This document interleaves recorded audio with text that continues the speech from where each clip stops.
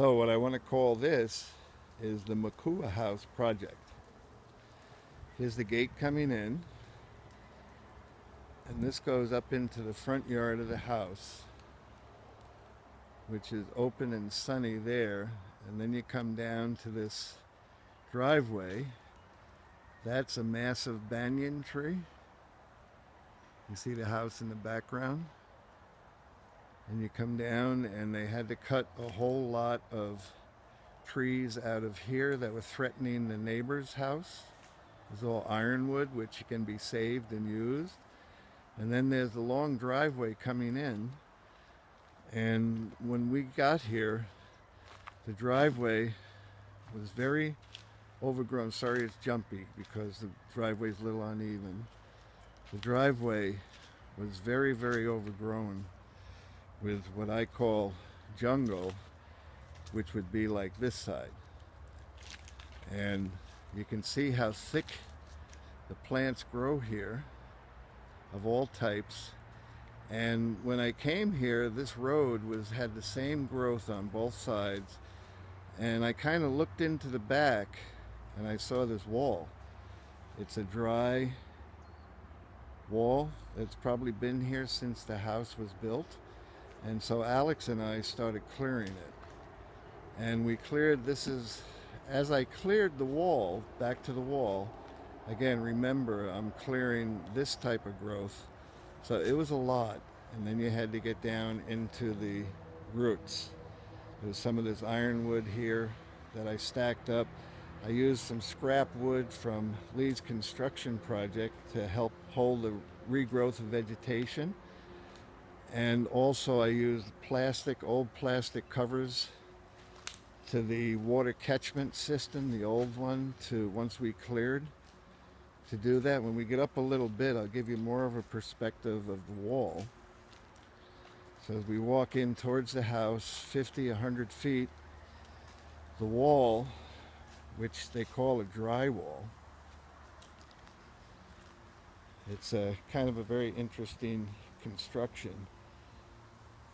I exposed the wall, left some of the trees that were growing along the edge to be hopefully covered.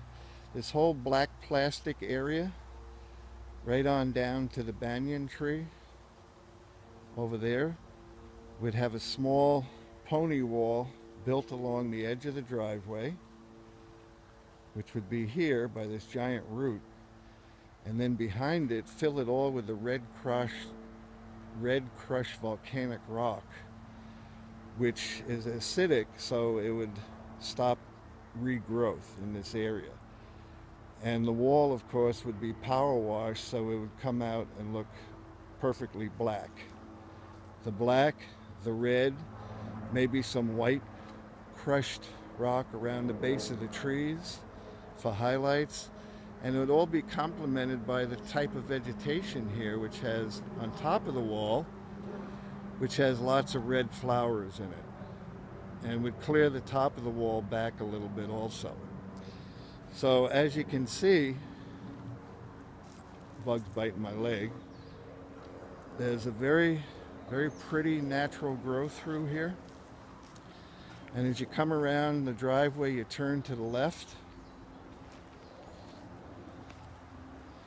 The wall, which is kind of broken down, has to be rebuilt in a few places,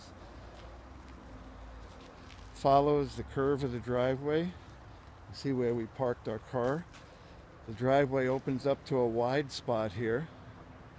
Some of the rock that I took out and piled up there. And this would be for like parking. And then the wall continues around the driveway, and if it was done right, it would be a very dynamic entrance to the front of the house where the garages are, the veranda. There's verandas.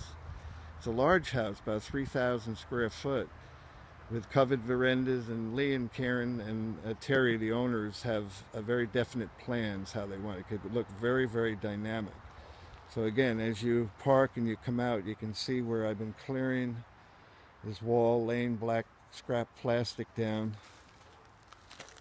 the driveway. So kind of picture this as a nice landscaping bricks, maybe a foot or two high along the edge, sort of following the plastic, and then backfilled with the red volcanic rock, and with some nice tea tree, just some very special plants that you want growing there with highlighted.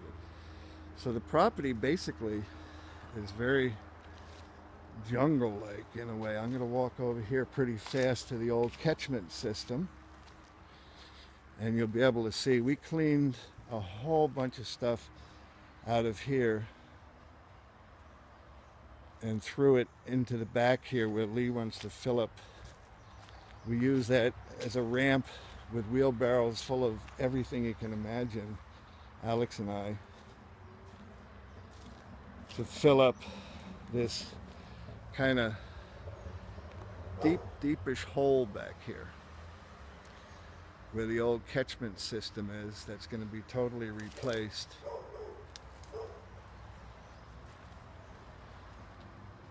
And that's how they build the water system here, but it's covered, and the old covers, and anyway, it's all the rainwater off the roof of the house. So you can see this huge jungle-like environment. You can probably hear the vehicles out on the main road, and it's very important to leave this side of the property filled in with as much vegetation as you can to dampen down the highway sound. So very, very interesting piece of property. It's extremely dynamic, very heavy jungle overgrowth. But when it's opened up and landscaped the right way, here's some of the log pieces that I put aside so if they wanted to use them as seats. Stuff rots very fast here, but I just kind of stacked it up so it stays dry. And you come through and you look at all the high trees and palms around the house, and then the driveway going out over there. The house itself, new roof. He's doing the whole interior. It'd be all new, sheetrock kitchen around to where we're just temporarily parking and Mom is walking. And then you also have the front of the house. I'm gonna walk over real quick, so it'll be a little choppy. I want to show you a little flower bed in front that I've been transplanting good stuff in. This is the long garage bays, a lot of the construction material. Steps going up to the back of the house. The side yard, a small side yard where they're doing still a lot of the siding work. You can see where the roof is new. It's a very big house, 2 floors of bedrooms and bathrooms. And you come on over here to the front, the borders on the side street, and you can see, hopefully, this little garden area right here in the front. I'll give you a little perspective of the front of the house with another big, huge veranda with the upstairs and downstairs and all the lush foliage everywhere. Very interesting looking palms. There's avocado, Norfolk pines, they call them. They go way up 75, 80 feet. A big formal front lava block wall with posts going down to the gate area. And what I've been doing as I've been digging stuff up, and Lee is identifying different plants to me, is I've been putting them here. I cut about half this patch of this natural kind of flower back and transplanted things like this, which is a papaya tree. There's a tea leaf tree. That'll come up straight. Another papaya, or Christmas um, poinsettia, and a type of kind of cactus. And over in this little pile, another little ornamental type tree that will grow up into a nice tree. I just, rather than throw them out and kill them, I've been doing that. So the ground is very rich here and things grow very fast. So the idea of putting papayas in here and over there was that as they grow tall, you'll be able to reach off the veranda and pick your breakfast fruit. Because papayas go up about 20, 25 foot. So you can actually lean over and pick papayas or pluck them off with a little papaya tool. So there's a ton of work to be done here underneath, you can see. I don't know if this picture will take on this video, but you can see through the back window from the front of the house, the car. And this is one of the long garage bays where Alex and I kind of set up a little workshop to do some of the gardening, and I bought a bunch of the tools and stuff, and I'll leave them here because I'd like to use them again maybe in the future. And then over there you can possibly see the car. The camera's, it's not doing it. So there's lots of room for wood shops and Trevor for auto shops. So it might be a good little home long term, but basically they're interested in flipping it and selling it. And I just kind of did this little gardening type project because I thought it'd be a lot of fun. So signing out from the Makuru House.